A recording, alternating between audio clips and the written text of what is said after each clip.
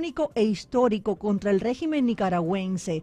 Y sí sentimos en este programa que es muy importante tocar, analizar y denunciar a estas dictaduras, porque ustedes son parte de nuestra comunidad, los nicaragüenses que tanto salieron como los venezolanos y los cubanos de nuestros países debido precisamente a que existen dictaduras en esos países. Y bueno, como decía, el pasado 27 de junio, hace apenas unos días, la Corte Interamericana de Derechos Humanos celebró una audiencia pública en el marco 178 periodo ordinario, la cual abordó el caso de Chavarría Morales y otros. Esto es una demanda colectiva en contra de, dice Nicaragua, pero en realidad no es el país en sí, sino es la dictadura nicaragüense, ¿no, Midisfer?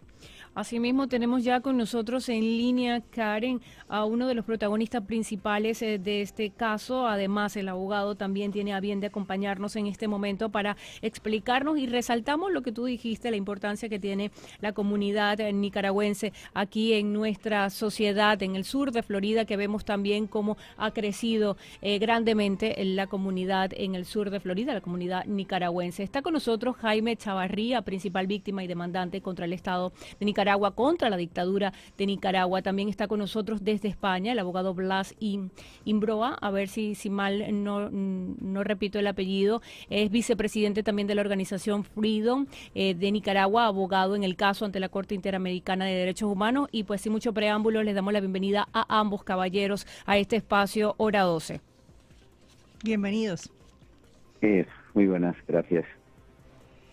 ¿En qué consiste este caso que se ha presentado? Explíquenos específicamente qué están demandando y por qué.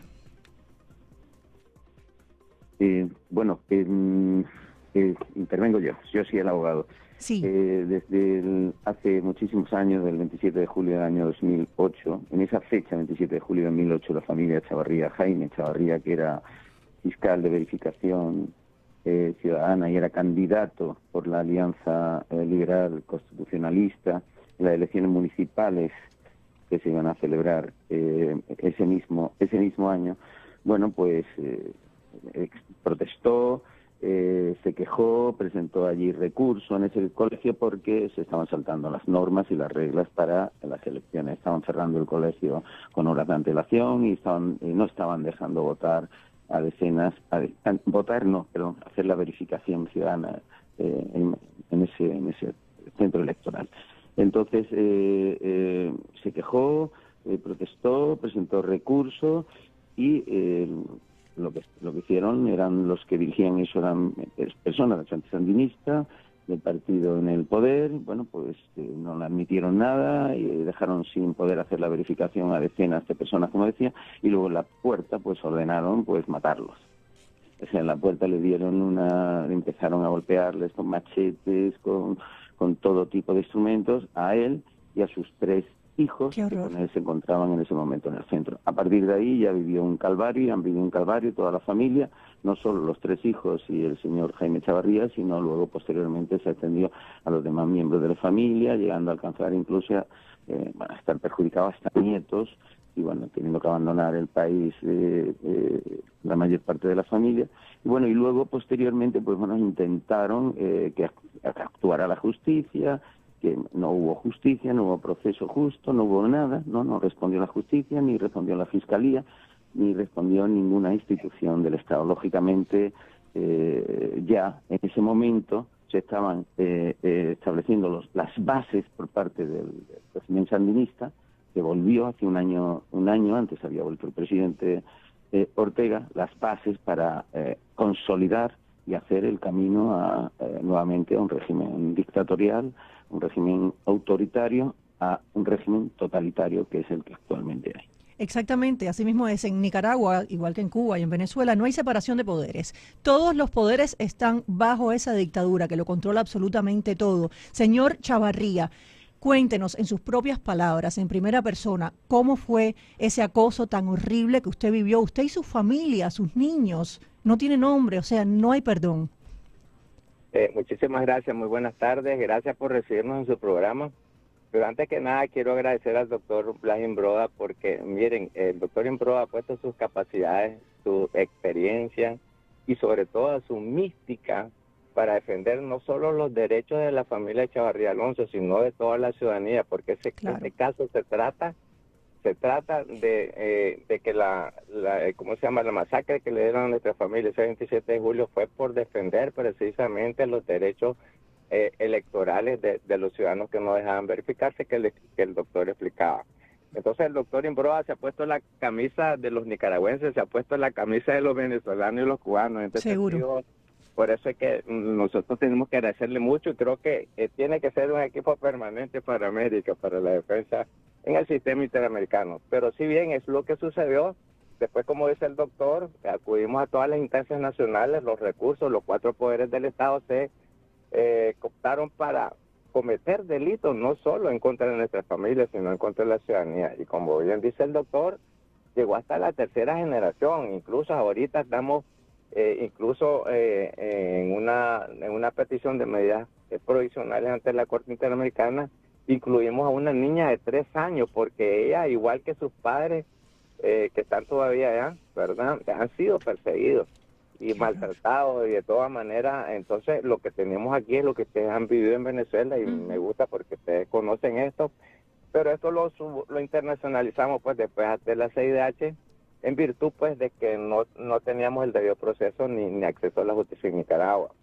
Entonces eso dilata su rato pues y ¿cómo se llama? Hoy ya tenemos ante la Corte Interamericana a la CIDH porque el caso ya se internacionalizó, ellos son parte, y el doctor también le puede explicar también esa parte de la Corte, cómo es que se está abordando. Ahorita después de la audiencia pues nos queda la parte de, ¿cómo se llama?, de unos alegatos finales, y después la Corte pues tendrá su tiempo para dar su respuesta. Pero lo que estamos planteando ahí, ¿verdad?, es lo que en Nicaragua desde el 2008 lo que se hizo fue no solo atropellar los derechos electorales, sino que a través del terrorismo electoral es que realmente estos arrebatan y usurpan las elecciones, porque estamos hablando de un gobierno que es ilegítimo, tiene ilegitimidad plena desde el 2011, porque Así nosotros es. hemos demostrado que Ortega es ilegítimo en los 4 poderes del Estado. Hay otro caso ahí, que es el caso 15405, que está en la Corte Interamericana de Derechos Humanos, que demuestra plenamente que Ortega es ilegítimo. Ahora, señor Chavarría, quisiera, si es posible, que usted nos contase con sus propias palabras lo que ustedes vivieron ese día, porque sobre todo las personas que venimos de haber vivido en dictaduras, bueno, sabemos el horror que es capaz cada dictadura de estas. Pero sí creo que es importante que estas denuncias se describan en la voz de quienes las sufrieron directamente para que el mundo sepa de qué son capaces estos ogros. Porque siempre yo cuando veo a alguna persona que no ha vivido en este tipo de dictaduras, les digo, piensa mal y será peor. Muchas personas no tienen ni siquiera idea del mal al que pueden llegar estas mentes malvadas que además lo ejercen. Cuéntenos cómo fue ese día para usted y su familia. Fue un día macabro porque la verdad es que nosotros no esperábamos tal situación. Fue una emboscada que ya estaba preparada, no fue algo inusual, sino que ya estaba preparado desde arriba, que tenía que ver con el fraude y la masacre. Fue que cuando yo hice la impugnación como fiscal autorizado, ¿verdad?, por el mismo Consejo Supremo Electoral, pues me rompieron la impugnación, no me la aceptaron, y la respuesta fue darle una orden de los CPC, que se llaman ya los paramilitares, ¿verdad?, como de unas 50, 60 personas armadas con machetes, tubos y toda la cosa y lo demás, y nos cayeron con todo. Éramos solamente mis 3 hijos y mi persona, y en ese momento usted se imagina, ¿verdad?, que con tubos, cuchillos y toda la cosa. En un momento mi hija menor, que vio que alguien dio la orden, digamos, uno de los directivos de la operación del Frente Sandinista, que incluso ahorita salió en el informe de la Unión Europea, donde lo señalan como uno de los grandes represores en Nicaragua, ese dio la orden a alguien que le pasó el cuchillo para que me matara. Gracias a Dios mi hija lo vio y no sé qué fuerza sacó, porque una niña de 100 libras, imagínense ustedes. ¿Qué edad contra tenía unos en ese mambulones. momento? Entonces pudo neutralizar esa acción, pero por otro lado usted se imagina la desventaja que hay como de 60 atacantes contra nosotros desarmados, 4 personas, el efecto de la sorpresa y todo lo demás, y como media hora, ¿verdad? Atacándonos y desangrándonos en ese momento. ¿Qué edad tenían sus hijos? Miren, en ese momento mi hija menor tenía como unos 19 años y el que sigue como 20 y el otro, el mayor, el que más fue afectado, que casi muere en el acto, tenía unos 27 más o menos. Lo hirieron, Sí, casi de muerte. totalmente. Todos salieron, ustedes les he mostrado unas fotos ahí, donde realmente todos estuvimos en peligro de muerte. A mí me fracturaron 2 costillas, además de todos los golpes, y me lesionaron un pulmón, pues que todavía tenemos consecuencias. Después de 17 años todavía tenemos consecuencias porque realmente la intención era matarnos, la orientación, el propósito era matarnos. Con la ayuda de Dios, gracias a Dios, salimos ilesos de ahí y pudimos diseñar una estrategia de defensa. Por eso es que nosotros le agradecemos a gente como el doctor Imbruda, que ahora él, sin ser nicaragüense, lo siente, se ha puesto esa camiseta, y con la organización, la Fundación Freedom Fire en Nicaragua, y queremos agradecerle también aquí públicamente a la señora Cintia Álvarez, que también es presidenta de esta fundación, que han sido personas, ¿verdad?, que han apoyado estas causas, y que necesitamos más gente con esa mística y que ponen a la orden los recursos de la violación de los derechos humanos, para no solo defender los derechos humanos, sino la democratización de nuestros países, que eso es importante. Y algo que se debe debatir ahora en la OEA con un proceso de fortalecimiento del sistema interamericano.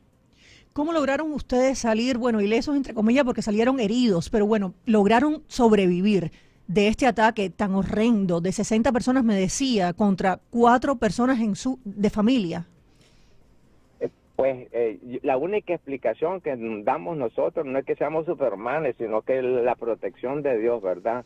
Y no sé cómo nos pudimos juntar en algún momento, porque nos montamos en nuestra camioneta, que ya la tenían destrozada, y cuando logramos ir a la camioneta nos iban dando siempre tubazos, pedradas y con lo que podían. Además le estaban echando combustible al vehículo para quemarnos. La pretensión era quemarnos en el vehículo, pues, y logramos salir hasta como pudimos a un hospital público, y ahí nos dieron persecución también. Tuvimos que salir a un hospital privado ese mismo día.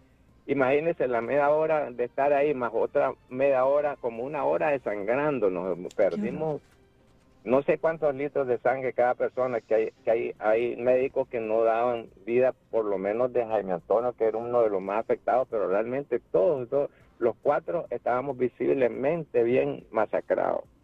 Jaime, lamentamos de verdad que tú junto a tu familia hayan vivido este horror. Te hablo de víctima. Yo también fui víctima en este caso del régimen de Venezuela, de los esbirros de Maduro y de Chávez, en cuanto a toda la represión que me hicieron solamente por estar cumpliendo con mi deber de informar.